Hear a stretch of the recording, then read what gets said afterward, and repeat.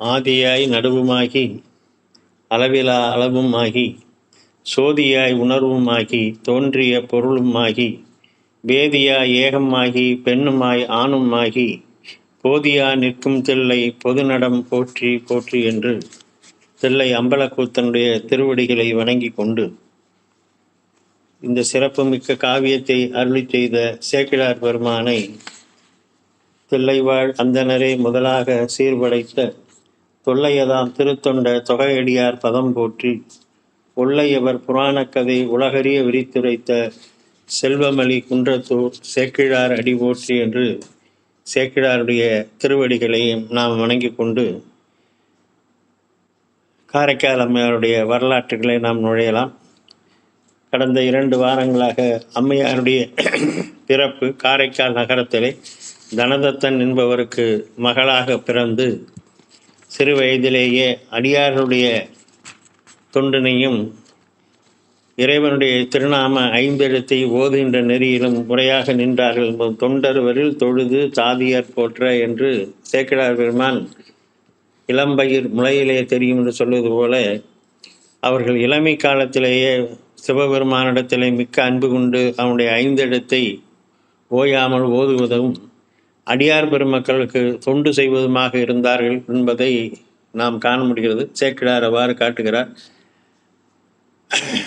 நம்பரடியார் அணைந்தால் நல்ல திரு அமுதும் அளித்தும் செம்பொன்னும் நவமணியும் செழுந்துகிலும் என்று அவர்கள் வாழ்ந்ததை கொஞ்சம் கொஞ்சமாக அவர் மீண்டு உயர்ந்து பருவம் எய்த போது அவருக்கு நாகப்பட்டினத்தை சார்ந்த நிதிபதி என்பவனுடைய மகனாகிய பரமதத்தன் என்பவனை அவனுக்கு திருமணம் செய்து வைத்தார்கள். தனதத்தன் தன் மகளை பிரிய மனமில்லாதனால் காரைக்காலிலேயே தன்னுடைய வீட்டிற்கு அருகாமையிலேயே அவர்களுக்கு ஒரு இல்லம் அமைத்து கொடுத்து அங்கேயே தங்கச் செய்தான். பரமதத்தன் காரைக்கால் நகரத்திலேயே ஒரு வாணிகத்தை மேற்கொண்டு அங்கு வாணிபம் செய்து இருவரும் இல்லறம் நல்லறமாக சிறப்பாக நடத்தி வந்தார்கள். அந்த இல்லறத்தை பற்றியெல்லாம் சென்ற வாரம் நம்ம அவர்கள் நடத்திய இல்லறத்தை பற்றி பார்த்தோம். அதில் வருகின்ற போது நம்பர் அடியார் அணைந்தால் நல்ல திரு அமுது அளித்தும் செம்பொன்னும் நவமணியும் செழுந்துகிரும் முதலான தம் பருவினால் அவருக்கு தகுதியின் வேண்டுவ கொடுத்தும் உம்பர் பிரான் திருவடி கீழ் உணர்வு மிக ஒழுகும் நாள் உலக அறமாகிய ஒரு இல்லறத்தான் செய்ய வேண்டிய உலக அறமாகிய தர்மங்களை எல்லாம் அவர்கள் செய்து கொண்டு அதே நேரத்தில் இறைவனுடைய திருவடிகள் மீது நல்ல உணர்வோடு பக்தி நெறியோடு அவர்கள் வாழ்ந்து வந்தார்கள். ஆகவே உலக நலனையும் தன்னுடைய உயிருக்கான இறைவனுடைய அந்த போற்றி வணங்குகின்ற செயலையும் அவர்கள் ஒரு நேரத்திலே செய்து வந்தார்கள் என்பதை நாம் பார்க்கிறோம்.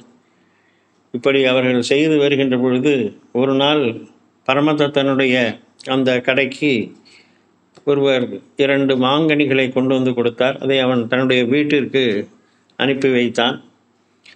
அந்த கனிகள் வந்த சிறிது நேரத்தில் ஒரு சிவனடியார் அம்பிகை அம்மாவுடைய இல்லத்திற்கு, அவருடைய பெயர் புனிதவதி, பின்னாடி தான் காரைக்கால் அம்மையார் என்று பெயர், முதல்ல புனிதவதி என்பது தான் அவருடைய பெயர்.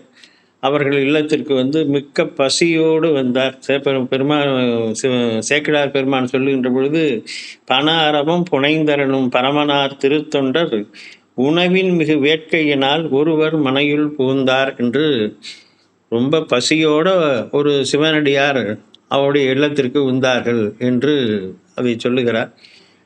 அது மாதிரி அடியார் வந்த உடனே அவர்கள் ஏற்கனவே நம்ம பார்த்தோம், அவர்களுக்கு உணவளித்து வேண்டுவன கொடுப்பது அம்மா கடப்பாட்டு இருந்ததுனால அவர் வந்த பொழுது அம்மா வந்து சாதம் மட்டும்தான் சமைத்திருந்தார்கள், திரு அமுது மட்டும்தான் செய்திருந்தார்கள், வேறு உணவு வகைகள் செய்யலை, கறி கூட்டு பொரியல் மற்ற வகைகள் எதுவும் செய்யலை, சாதம் மட்டும்தான் அமைக்கப்பட்டிருந்தது. அதனால் அவர்களுக்கு அங்கு கறி அமுது அங்கு உதவாதே திரு அமுது கைகூட அவருக்கு சாப்பாடு போடணும். வர்றவர் வந்து பசியோடு வந்திருக்கிறாரு, அவருடைய முகக்குறிப்பை பார்த்தே அவர் எவ்வளவு பசியினால் வருந்துகிறார் என்பதை அம்மா கண்டுபிடித்தார்கள். அதனால் இருங்க, இன்னும் சமையல் ஆகலை, ஒரு 1/2 மணி இருங்க, இந்த கறி கூட்டு வச்சிடறேன், ஒரு சாம்பார் வச்சிடுறேன், அப்புறம் போடுறேன் அப்படின்லாம் அவங்கள்ட்ட சொல்லாமல் இருப்பதை கொண்டு அவருடைய பசியை ஆற்ற வேண்டும். அவர் என்ன பசியினால் அவர் இளைத்து வந்திருக்கிறார் என்பதை தெரிந்து கரி அமுது அங்கு உதவாதே திரு அமுது கைகூட, சாதம் மட்டும்தான் இருந்தது. வெறிமலர் போல் திரு அணையார் விடையவன் தன் அடியாரே என வந்து சாப்பிட வருகின்றவர் சிவபெருமானுடைய அடியார் வருகிறார். அப்போது அடியார்களை உபசரிக்க வேண்டிய பாங்கு என்ன என்று சொன்னால், சிவபெருமானே அடியார்களுடைய கோலத்தில் வந்திருப்பதாக எண்ணுவது நமது சைவ மரபு. யாரோ ஒரு சாமியார் தானே வந்திருக்கார், யாரோ ஒரு அடியார் தானே வந்திருக்கார் என்று எண்ணக்கூடாது. அடியார்கள் நீரும் விருத்திராக்கமும் வைத்து அணிந்து வந்தவர்கள் யாராய் இருந்தாலும் அவர்களை சிவமாகவே பாவிக்க வேண்டும் என்பது சைவ மரபு. அந்த வகையில் இங்கே வந்திருப்பவர் அடியாராக இருந்தாலும் அவர் சிவபெருமானாகவே அம்மையாருடைய கண்களுக்கு தெரிகிறார். அதனால நாதன் அடியாரை பசி தீர்ப்பேன் என நன்னி அவருடைய சாப்பாட்டை, அவருடைய பசியை தீர்க்கணும்னு கொண்டு வந்து மனைபுகுந்து ஏற்கனவே நம்ம பார்த்துருக்கிறோம். அந்த மாதிரி அவருடைய திருவடிகளை விலக்கி அவரை அமுது செய்ய அமைத்தார். பெறலறிய விருந்து ஆனால் பேர் இதன் மேல் இல்லை என்னும் அறிவினராய் அவர் அமுது செய்வதனுக்கு ஆதரிப்பார். அவருக்கு உணவு பரமாறினார். தொட்டுக்க கறியும்போது சாதம் மட்டும்தான் இருந்தது. அதனால தன் கணவனார் அனுப்பியிருந்த மாங்கனிகளில் ஒன்றை கொண்டு வந்து அவருடைய பரிகளத்திலே இட்டார். அந்த மாம்பழத்தையும் சாதத்தையும் சேர்த்து பிசைந்து சாப்பிட்டு அந்த அடியார் பசி தீர்ந்து சென்றார். மூப்புறும் இத்தளர்வாலும் முதிர்ந்து முடுகிய வேட்கை தீப்பசியின் நிலையாலும் அயர்ந்து அணைந்த திருத்தொண்டர் வாய்ப்புறு மென் சுவை அடிசில் மாங்கனியோடு இனிது அருந்தி பூப்பையில் மென் குழல் மடவார செயல் உவந்து போயினார். அம்மாவை வாழ்த்து விட்டுட்டு என்னுடைய பசி தீர்ந்தது அப்படின்னு அம்மாவை வாழ்த்து விட்டு அவர்கள் அந்த சிவனடியார் சென்று விட்டார். இவர் சென்ற பிறகு சிறிது நேரம் கழித்து மதிய நேலையிலே கணவன் கடையிலிருந்து வீட்டிற்கு சாப்பிட வருகிறான். மற்றவர் தான் போயின பின் மனைப்பதி ஆகிய வணிகன் உற்ற பெரும் பகலின் கண் ஓங்கிய பேர் இல்லெய்தி. அந்த மத்தியான நேரத்தில் அவன் சாப்பிட வருகிறான் என்று சொல்கிறார். அதனால் பழைய காலத்தில் உணவு முறை என்பது ஒரு நாளைக்கு 2 வேளை தான். ஒரு பழைய தமிழ் நூல் ஒரு வேளை யோகியே, 2 வேளை போகியே, 3 வேளை ரோகியே என்று உணவு சாப்பிடுவதற்கு வழி சொல்வார்கள். 1 வேளை சாப்பிட்றவன் யோகி, 2 வேளை சாப்பிட்றவன் போகி, 3 வேளை சாப்பிட்றவன் ரோகி என்று சொல்லுவார்கள். அதனால் பழைய காலங்களில் பெரும்பாலும் 2 வேளை உணவு என்பது தான் கை கொண்டிருந்தார்கள். காலையும் மாலையில் கூட விளக்கு வைப்பதற்கு முன்பாகவே உணவு அறிந்து விடுவார்கள். விளக்கு வைத்த பிறகு உண்பது என்பது பழைய காலத்தில் இல்லை. 2வது, ஒவ்வொரு பகுதிகளையும் ஒவ்வொரு விதமான இந்த வழக்கங்கள் இருந்து வந்தன. அந்த வகையில் உற்ற பெருகு பகலின்கண், பெரும்பகல்னு சொல்றதுனால மதிய வேலையாக என்பதை நம்ம எடுத்துக்கொள்ளலாம்.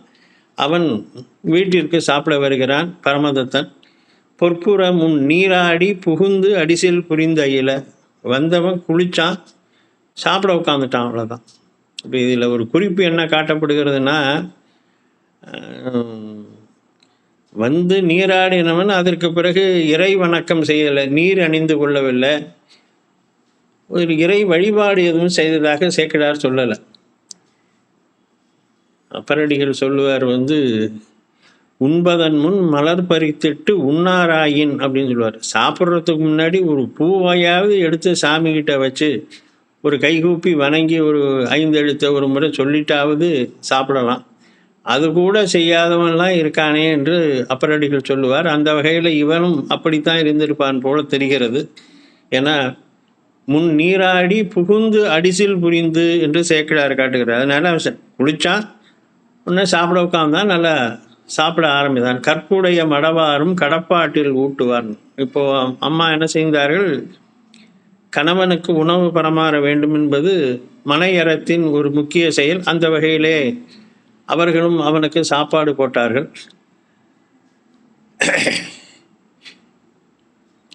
அப்படி செய்கின்ற பொழுது இன்னடிசில் கரிகளுடன் எய்துமுறை இட்டதன் பின், முன்னாடி அடியாருக்கு போடுகின்ற பொழுது உணவு சாதம் மட்டும்தான் இருந்தது, கரிகள் இல்லை. அதற்குள்ளே அவைகள் தயார் செய்யப்பட்டு இப்பொழுது பரமதத்தன் சாப்பிடுகின்ற பொழுது கறிகள் எல்லாம் செய்யப்பட்டுள்ளது. அதனால கறி அடிசில் இன் அடிசில் கறிகளுடன் சேர்க்கிறார் சொல்லுகிறார். கறி, கூட்டு, சாம்பார் மற்ற எல்லா வகையுடன் எய்து முறை இட்டதன்மன். இந்த எய்து முறை அப்படிங்கிறதுக்கு எப்படி உணவு பரமாற வேண்டுமோ அப்படி பரமாறினாராம். இது ஒவ்வொரு இடங்களில் ஒவ்வொரு விதமான வழக்கங்கள் உண்டு.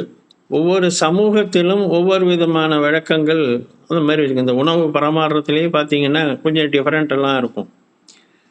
ஒரு சில சமூகங்களில் முதல்ல இலையில உப்பு வைப்பார்கள், ஒரு சில சமூகங்களில் வைக்க மாட்டாங்க.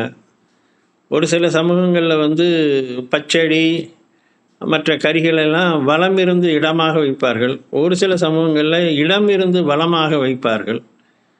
அந்த மாதிரி அந்த பரமாறுகின்ற முறைகள் சமூகத்திற்கு சமூகமும் ஒவ்வொரு நாடுகளிலும் ஒவ்வொரு பகுதிகளிலும் வெவ்வேறு விதமாக மாறும்.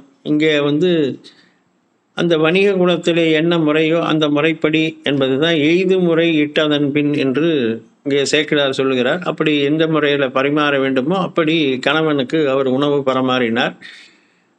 அப்புறம் முன் வைப்பித்த நன்மதுர மாங்கனியில் இருந்ததனை, கணவன் 2 மாங்கனிகள் கொடுத்து அனுப்பிச்சிருந்தான். ஒன்றை ஏற்கனவே அவர் அடியாருக்கு வழங்கிட்டார், அவங்களுக்கு சாப்பாடு போட்டார். இப்போ மிச்சம் ஒன்று இருந்ததை அன்னம் அணையார் தாமும் கொண்டு கலத்து அளித்தார். அந்த இன்னொரு மாம்பழத்தை கொண்டு அதையும் அவர்கள் பரமாறினார்கள்.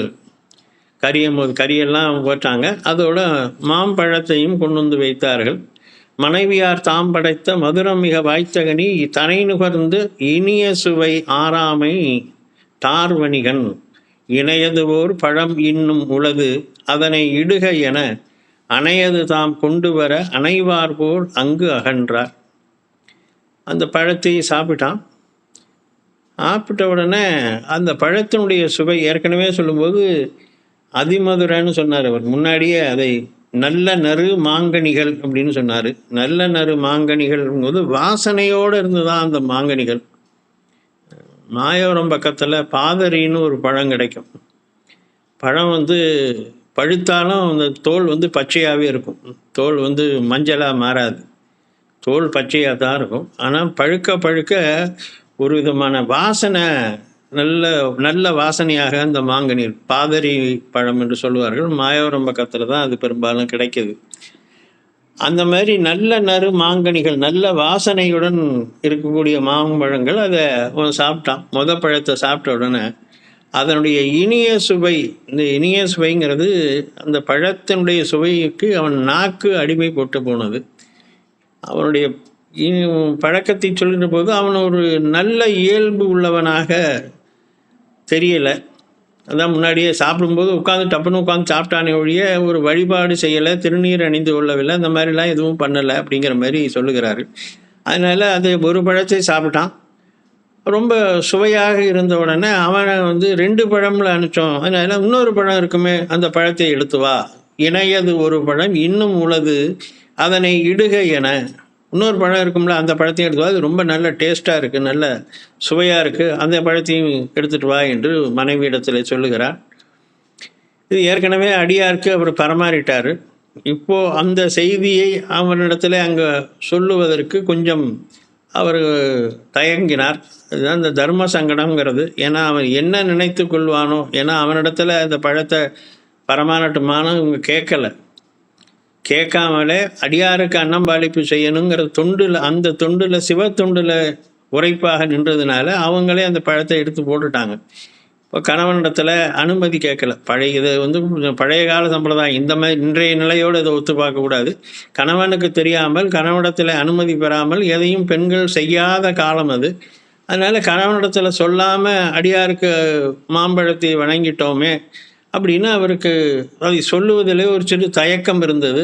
அணையது தாம் கொண்டு வர அணைவார் போல் அங்கு அகன்றார். இதைத்தான் தர்ம சங்கடம்னு சொல்கிறது. சொன்னால் எப்படி நடத்துக்குவாரோ, என்ன சொல்லுவாரோ அப்படிங்கிறதெல்லாம் ஒரு மனச்சங்கடம். அதனால் பழம் எடுத்துகிட்டு வர்ற மாதிரி அவர் வீட்டு உள்ளுக்குள்ளே சென்றார், பூசை அறைக்குள்ளே சென்றார். அம்மருங்கு நின்று அயர்வார் அருங்கணிக்கு அங்கு எண் செய்வார். சேக்கிழார் அழகாக சொல்கிறார். அங்கே போயிட்டார். கணவனார் சொன்ன உடனே பழத்தை எடுத்துகிட்டு வர போகிற மாதிரி உள்ளுக்குள்ளே போய் பூசை அறைக்கு போனார். ஆனால் பணத்துக்கு வழி இல்லை, பழம் ஏற்கனவே கொடுத்தாச்சு. அதனால அயர்வார் அங்கு என் செய்வார். ஒன்று மட்டும் அவருக்கு இருந்தது, பெருமான் தான் இந்த மாதிரி இக்கட்டான நிலையில் நம்மளை காக்க வேண்டும்.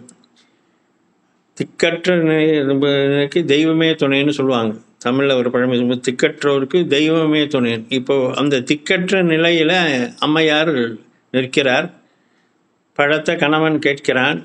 பழத்தை இந்த மாதிரி செலவு பண்ணிட்டேன்னு சொன்னால் கோபப்படலாம்.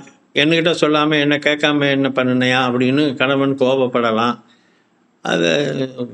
அதனால் என்ன செய்வது என்று புரியாத ஒரு மனநிலவும் போது, பெருமானே இந்த இக்கட்டிலிருந்து என்னை காக்க வேண்டும் என்று மெய் மறந்து நினைந்து உற்ற இடத்து உதவும் விடையவர்தால்.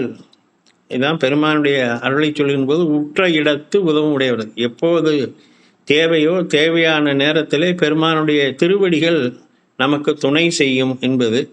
அதை மெய் மறந்து நினைந்து தன்னுடைய நினைவுகள் எல்லாவற்றையும் இழந்து பெருமானுடைய திருவடிகளையே நினைந்து தம் மனம் கொண்டு உணர்தலுமே.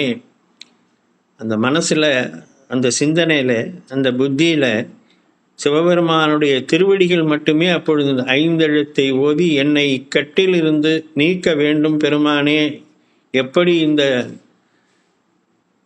செயலை நான் செய்வது என்பதை அருள் செய்வாய் என்று பெருமானை அவர் மனம் முழுவதும் சிவனே நிற்கும்படி அழுந்தினார். அந்த எண்ணத்திலே அழுந்தினாராம்.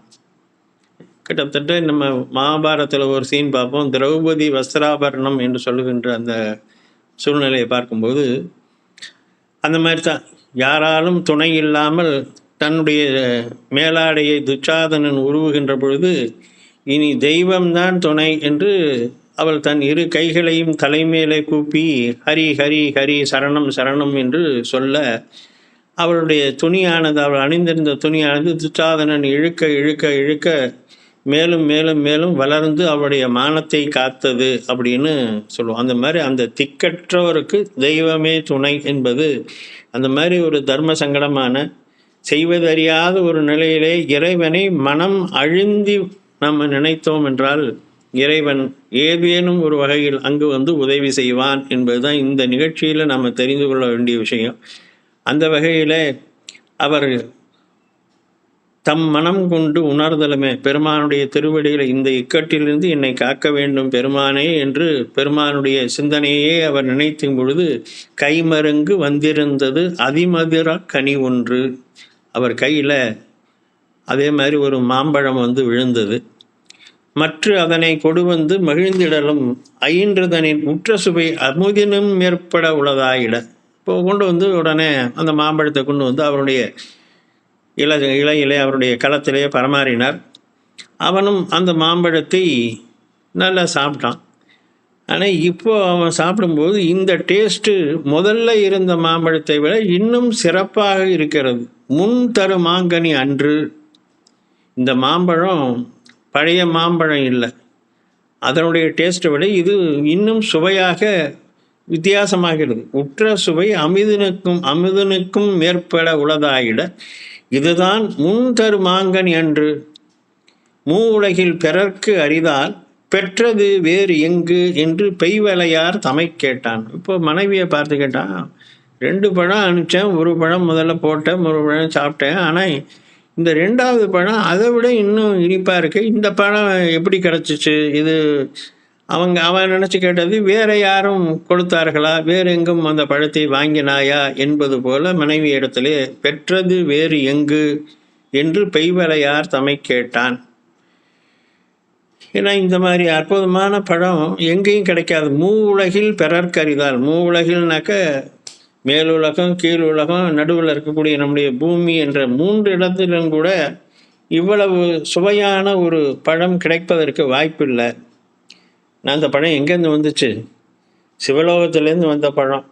காரைக்கால் அம்மையாருக்காக சிவபெருமான் சிவலோகத்திலேருந்து கொடுக்குற பழம். அதனால அது வந்து அமுதினும் மேற்பட்ட சுவையுடையதாக இருந்தது. அதனாலே கணவன் கேட்டான், பெற்றது எங்குன்னு. இப்போ அம்மையாருக்கு இன்னும் கொஞ்சம் சங்கடமாகி போச்சு. அவ்வூரை கேட்டாலும் மடவார் அருள் உடையார் அளித்தருளும் செவ்விய பேர் அருள் விளம்பும் திறம் அன்று என்று உரை செய்யார். இப்போ கணவன்கிட்ட இது சிவபெருமான் அருளால் வந்தது, நான் கேட்டேன், சாமி கொடுத்துருக்கிறாரு, அந்த பழம்தாங்க அப்படின்னு சொன்னால் அதை ஏற்றுக்கொள்ளுகின்ற அல்லது அதை புரிந்து கொள்ளுகிற பக்குவம் அவனுக்கு இல்லை என்பதை முன்னாலேயே நம்ம பார்க்கிறோம். அவனுடைய குணநலங்கள் அவ்வளவா இல்லை. இப்போவுமே நம்ம பல வீடுகளில் பார்க்கிறோம், மனைவியாருடைய பக்திக்கும் மனைவியாருடைய வழிபாடுகளுக்கும் கணவன் உடன்பாடு உடையவனாக பல இல்லங்களில் இருக்கிறது இல்லை. கொஞ்சம் ஏறுமாறாகத்தான் இருப்பாங்க.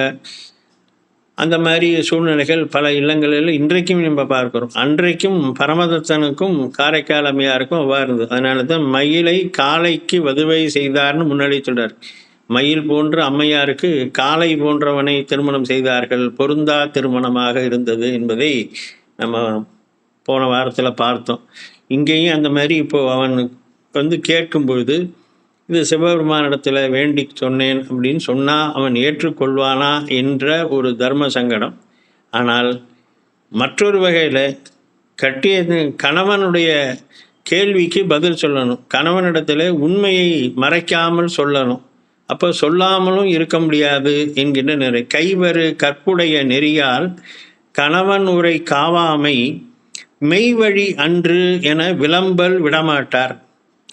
சொன்னா இவன் புரிஞ்சுக்குவானா, இவன் சிவபெருமானுடைய அருள் என்பதை ஏற்றுக்கொண்டு அதை போற்றி மதித்து பாராட்டி அதை ஏற்றுக்கொள்வானா அப்படிங்கிறதும் தெரியாது. அவன் அந்த மாதிரியான குணநலங்கள் உள்ளவனாக இதுவரையிலையும் அந்த அம்மையார் அறியவில்லை. அதனால சொல்லுவதற்கு தயங்கினார்.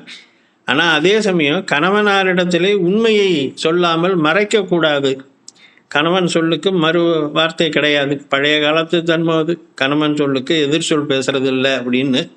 அதனால கணவன் பெற்றது எங்கு அப்படின்னு கேட்டதுக்கு பதில் சொல்லணும். கைவரு கற்புடைய நெறியால் கணவன் உரை காவாமை மெய்வழி அன்று என விளம்பல் விடமாட்டார். சொல்லாமலும் இருக்க முடியாது. அதனால விதிர்ப்பு ஒருவார். அவருடைய உடம்பு நடுங்கியதான்.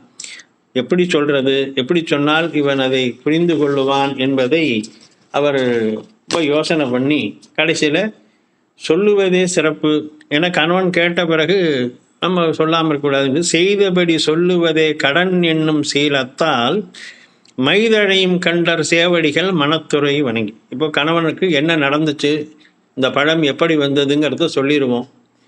அதுக்கு பெருமானே நீ அருள் செய்யணும். உன்னுடைய திருவடியை மனசில் வச்சு நான் சொல்கிறேன்.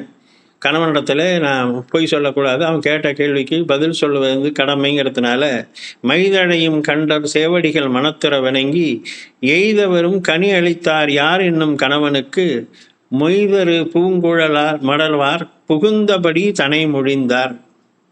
இப்போ அவனுக்கிட்ட சொன்னான், இந்த மாதிரி காலம்பரை ஒரு அடியார் வந்தார், அவருக்கு சாப்பாடு நம்ம வீட்டில் நான் இந்த மாதிரி அடியார்களுக்கு அப்பப்போ அன்னம்பாளிப்பு சாப்பாடு போட்டு அவங்களுக்கு துணிமணிகள் கொடுக்கறது செய்ய, அது அவங்களுக்கு தெரியும்.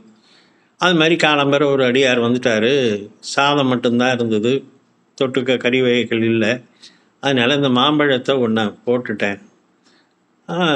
அவர் சாப்பிட்டு போனார். அப்புறம் மிச்சம் ஒரு பழம்தான் இருந்தது. உங்களுக்கு அந்த பழத்தை போட்டேன், நீங்கள் சாப்பிட்டுட்டு இன்னும் நல்ல டேஸ்ட்டாக இருக்குது, சுவையாக இருக்குது, மற்றொரு பழம் கொடுன்னீங்க. அந்த பழம் ஏற்கனவே அடியாருக்கு நான் அதை பரமாறிட்டேன், அதனால் பழம் இல்லை. அதனால் பெருமானிடத்தில் போய் கணவனார் கேட்கின்றார், எனக்கு பழங்குழுன்னு கேட்டேன்.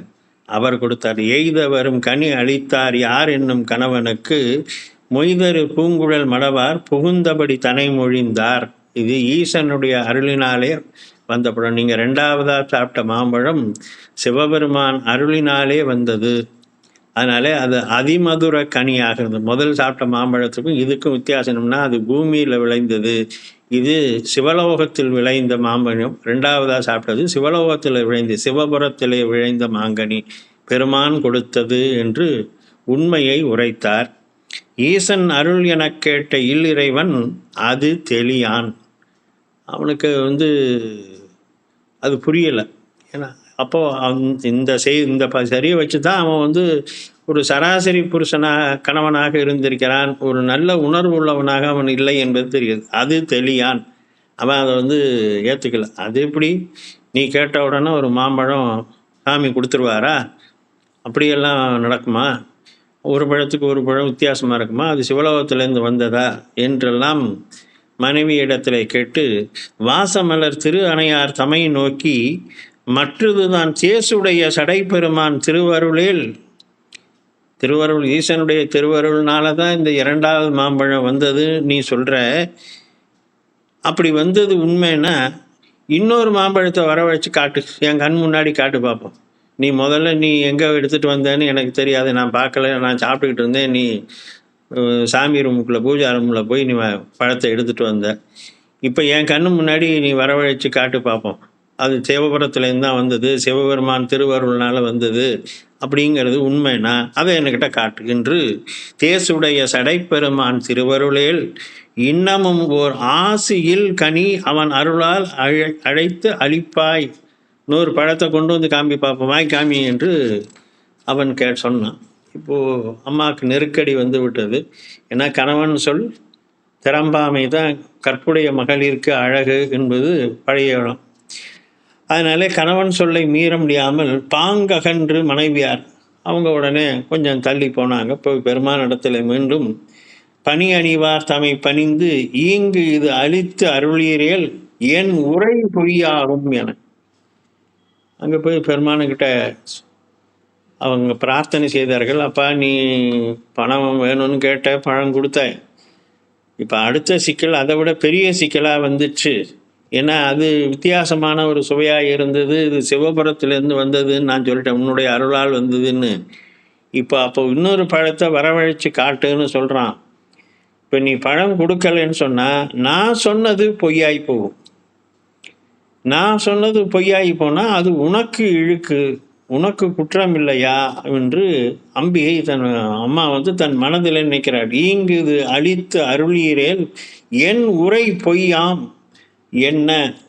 அம்மா பல விதமாக பெருமானிடத்தில் வேண்டி பழம் கொடுத்தீங்கன்னா தான் நான் சொன்ன சொல் உண்மை அப்படிங்கிறது நிரூபணமாகும். நீ அளித்தது அப்படின்னு நான் சொன்ன வார்த்தை உண்மையாகும்.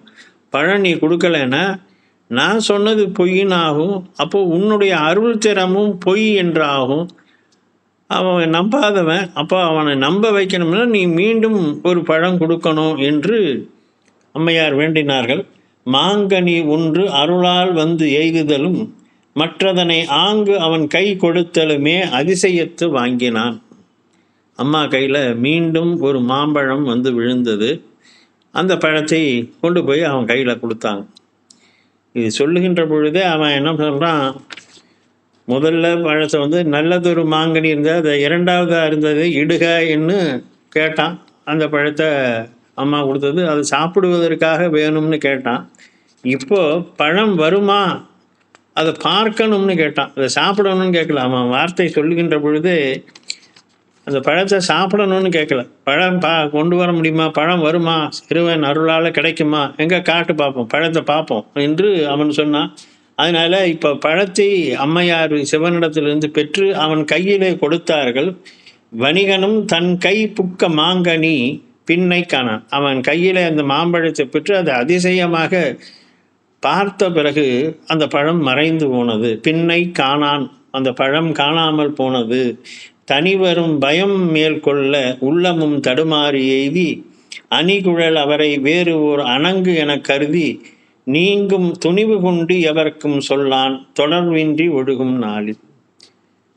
இந்த செய்தி, இந்த காட்சி ஒரு பெரிய ஷாக், அவனுக்கு ஒரு பெரிய ஷாக் ஏற்பட்ட போது. ஏதோ தன்னுடைய மனைவி சாதாரணமாக எல்லோரையும் போன்ற ஒரு பெண் என்று அவன் இயல்பாக நினைத்து இயல்பாக இருந்தது போக, இப்போ அவன் கண் முன்பாகவே முதல்ல ஒரு பழம், சாப்பிடுவதற்கு ஒரு பழம் இறைவன் அருளாலே பெற்றிருக்கிறாள். இப்போது தான் அதை கேலி செய்து தான் அதை நிரூபிக்க சொன்னபோது மற்றொரு பழத்தையும் இறைவனிடத்திலிருந்து அவள் பெற்று கொடுக்கிறாள் என்கின்ற பொழுது இவள் சாதாரண பெண் இல்லை என்று அவன் மனதிலே ஒரு பயம் ஏற்பட்டது. அதனால அவன் என்ன செய்தான், அணங்கு என கருதி நீங்கும். இவள் சாதாரண மானிட பெண் இல்லை, நம்ம நினைக்கிற மாதிரி சராசரியான பெண், குடும்பம் நடத்துகின்ற விவரம் தெரியாத மனைவி, தன்னுடைய மனைவி என்று இல்லை. இவள் ஒரு அணங்கு, ஒரு தெய்வ பெண். ஆகவே இவளோடு நாம் இனி குடும்பம் நடத்துவது தகாது என்று அவன் மனதிலே நினைத்தான். அணிகுழலவரை வேறு ஓர் அணங்கு என கருதி, அணங்குன்னா தெய்வ பெண்ணுன்னு சொல்றது, தெய்வ சக்தி பெற்ற ஒரு பெண் என்று சொல்லலாம். அணங்கு என கருதி நீங்கும் துணிவு கொண்டு, இனிமே இவளோடு நம்ம இங்கே இருக்கிறது, இவளோடு குடும்பம் நடத்துவது, இவளோடு வாழ்வது என்பது நாம் செய்யக்கூடாது, இவளுக்கும் நம்மளுக்கும் கொஞ்சம் டிஃபரன்ஸ் இருக்குது என்று எவருக்கும் சொல்லான் தொடர்பின். அதை யார்கிட்டையும் அவன் வெளியில் சொல்லலை. பழத்தை கையில் வாங்கினா, கண்ணால் பார்த்தான், மறைஞ்சு போச்சு. ஓ, இவள் சாதாரண பெண் அல்ல, மானிட பெண் அல்ல, இவள் தெய்வ அருள் பெற்றவள், அதனால இவளோடு நாம் வாழ இயலாது என்று இந்த செய்தியை யாருக்கும் அவன் வெளியில் சொல்லலை. தொடர்பின்றி அப்படியே கொஞ்ச நாள் இருந்தான். அதாவது உலக வழக்கின்படி கணவன் மனைவி இடத்தில் இருக்கக்கூடிய ஊழல் கூடல்கள் இல்லாமல், அவளை ஏவல் கொள்ளுதல் இல்லாமல், சாதாரணமாக சொல்லுவாங்க, கணவனார் ஏவல் சொல்லுது, தண்ணி எடுத்துகிட்டு வா, அதை கொண்டு வா, சாப்பாடு போடு, அப்படி இப்படிங்கிற இந்த செய்திகளையும் கூட அவன் அவளிடத்திலிருந்து தவிர்த்து ஒதுங்கி போனான். அப்படி செல்கின்ற பொழுது விடுவதே எண்ணமாக மேவிய முயற்சி செய்வான். படுதிரை பறவை மீது படர்களம் கொண்டு போய் நெடுநிதி கொணர்வேன் என்ன நிறந்த பல் கிளைஞர்கள் ஆகும் வடியில் சீர் வணிகமாக்கல் மரக்கலம் சமர்ப்பித்தார்கள். அதனால இந்த யோசனை அவனுக்கு கொஞ்சம் கொஞ்சமாக என்ன முடிவு பண்ணா, நம்ம இங்கே இருந்தோம்னா தானே இவங்களோட நம்ம குடும்பம் நடத்தணும், நம்ம இது பண்ணணும், அதனால வியாபாரம் பண்ணுறேன். ஏன்னா வணிகர்கள் மரக்கலம் அமைத்து வியாபாரம் செய்வது என்பது பண்டைய காலத்தில் அது மரபு, வணிகர்களுக்கான மரபு. அதனால நெடுநிதி கொணர்வேன் என்ன, நான் வெளிநாட்டுக்கு போய் சம்பாரித்து பணங்காசு நிறையா சேர்த்து சம்பாரித்து கொண்டு வருவேன் என்று சொன்னான். அது பழைய காலத்தில் வழக்கம். அது வணிகர்களுக்கு அவனு திரைக்கடலோடியும் திரவியம் தேடுங்கிறது அவை பாட்டி சொல்லியிருக்கக்கூடிய ஒரு முதுமொழி. அது வணிகர்களுக்கான முதுமொழி. நம்முடைய பண்டைய நாட்டில் இந்த கடல் வழி வியாபாரம் என்பதும் கப்பல் வழி சென்று அயல் நாடுகளில் பொருள் தேடி கொண்டு வருவது என்பது ஒரு வழக்கமாகவே இருந்திருக்கிறது. சங்க காலத்திலிருந்து அதற்கான ஆதாரங்கள்லாம் நிறையா இருக்குது. மரக்கலங்கள், பெரிய பெரிய மரக்கலங்கள் அமைக்கப்பட்டு கடலிலே ஓடுவதை சங்க நூல்கள் சொல்லுகின்றன. குறிப்பாக சொன்னால் பட்டினப்பாலை அப்படிங்கிற நூல் அதை அழகாக சொல்லுது. பூம்புகார் நகரத்தில், காவிரி பூம்பட்டினத்தில் நாலங்காடி அல்லங்காடி என்று, அங்காடினா கடத்தரு, நாலங்காடிங்கிறது பகல் பொழுதில் இருக்கக்கூடிய கடைகள் இருக்கக்கூடிய ஒரு கடைத்தரு. அல்லங்காடி என்பது இரவு நேரத்திலே கடைகள் திறந்திருக்கக்கூடிய ஒரு கடைத்தரு. அந்த மாதிரி கடைத்தருக்கள் காவிரி பூம்பட்டினத்தில் இருந்ததான். அந்த கடைகளில் யவன நாட்டிலிருந்து வந்த மரக்கலங்களில் வந்த பொருள்கள் எல்லாம் வியாபாரம் செய்யப்பட்டது அப்படின்னு பட்டினப்பாலைங்கிற இந்த நூலில் சொல்லியிருக்காங்க. அதே மாதிரி பிற்காலத்தில் வருகின்ற போது நம்முடைய சோழ மன்னன் ஆகிய ராஜராஜ சோழனும் ராஜேந்திர சோழனும் பெரிய கப்பற்படை வைத்து கப்பல்கள் நகர்த்தி அயல் நாடுகளை வெற்றி கொண்டார்கள்ங்கிற செய்தியை பார்க்குறோம். அது ராஜராஜ சோழனுடைய மெய்கீர்த்தியில் காந்தலூர் சாலை களம் அறுத்தருளி என்று அந்த மெய்கீர்த்தி தொடங்கும் போதே காந்தலூர் சாலை களம் அறுத்தருளி என்று கேரள நாட்டில் இருக்கக்கூடிய கப்பற்படையை அழித்து இவன் பெரிய கப்பற்படையை மேற்கொண்டு முன்னீர் பழந்தீவு பன்னீர் ஆயிரமும் என்று ஜாவா சுமத்ரா முதலான நாடுகளை அவன் வென்றதை கப்பற்படையின் துணையினாலே அவன் வென்றதை அவனுடைய மெய்கீர்த்தி சொல்லும். அதே மாதிரி அவனுடைய மகன் ராஜேந்திரனுடைய மெய்கீர்த்தியில் வரும்போது அலைகடல் மீதே பலகலம் செலுத்தி என்று அந்த மெய்கீர்த்தி தொடங்கும். கடலில் பல களம்னு சொன்னால் கப்பல், பல கப்பல்களை செலுத்தி வெளிநாடுகளை எல்லாம் வென்றவன் ராஜேந்திர சோழன் என்று அலைகடல் மீதே பலகலம் செலுத்தி என்று அவனுடைய மெய்கீர்த்தியிலே சொல்லும். அப்படி பழைய காலத்தில் நம்முடைய தமிழ் மரபினர் வணிகர்கள்